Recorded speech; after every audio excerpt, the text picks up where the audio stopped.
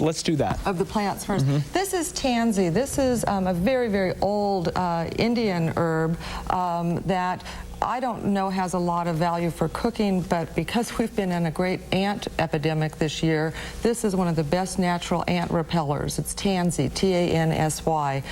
Planted outdoors, sprinkled dried inside where you're having a problem, and it really does the trick. How does that repel ants? They don't like the smell, and if you smell it, you won't like it either. All righty then. So, but it's a very pretty plant, and it has a nice little yellow flower. This is a spearmint, perfect for iced tea, although we're getting out of that weather now. But if you just pinch it, you can smell it.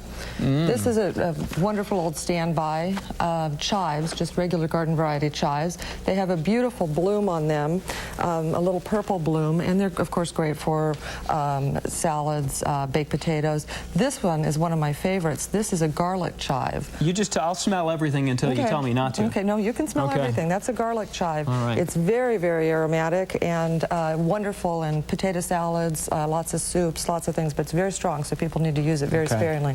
This is just an old traditional standby parsley that we use in, of course, just about every Italian application. Then we have a lavender. Lavender's just a nice, sweet sachet type of herb. And this is a garden sage.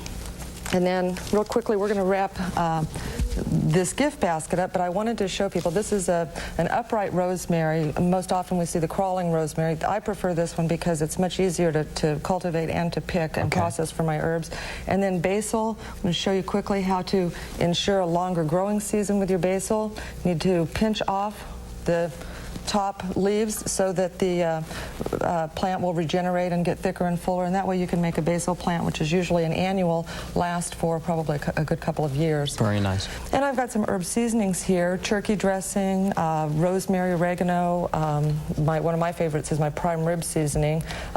Getting into thinking about the holidays. Do you season prior to cooking? Is that generally what you do, and bake it in real nice? My husband calls this my fire alarm prime rib, because I prepare the meat, coat it with the coating, and then put it in the oven for 525 degrees for half an hour, and then back it down to 350, but it seals the herbs in a crust, but the smoke alarm always goes off. Are you someone that likes to heavily season the meat, or you just season a little bit? Are you really into the seasoning? Well, it really depends on what the herb is. Something like a lemon thyme, which is wonderful on fish, is so strong even when it's dried that you really have to be very, very sparing.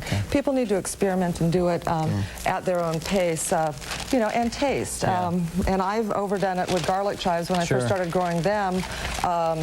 It was really one mitigated disaster when I took a big potato salad with way too much of it to a friend's birthday party, and no one ate it. So now I know that you use it very, very sparingly. Wrap this. Going to help me? We're just going to wrap this. And I put a couple of little glass Christmas ornaments in there to kind of brighten it up a bit. That's beautiful paper. Isn't it nice? Yeah. This is a, you know, real easy, relatively inexpensive Christmas gift idea. We're just going to gather this. And you're going to wrap it with this... with the raffia. Raffia. And we're just going to put it right up here. If you can just hold that where I've got it squeezed. Okay. And I'm going to go underneath here. Pretty simple. Very simple, and we don't want to squish the plant, so we're going to let it hang out a little bit. All right.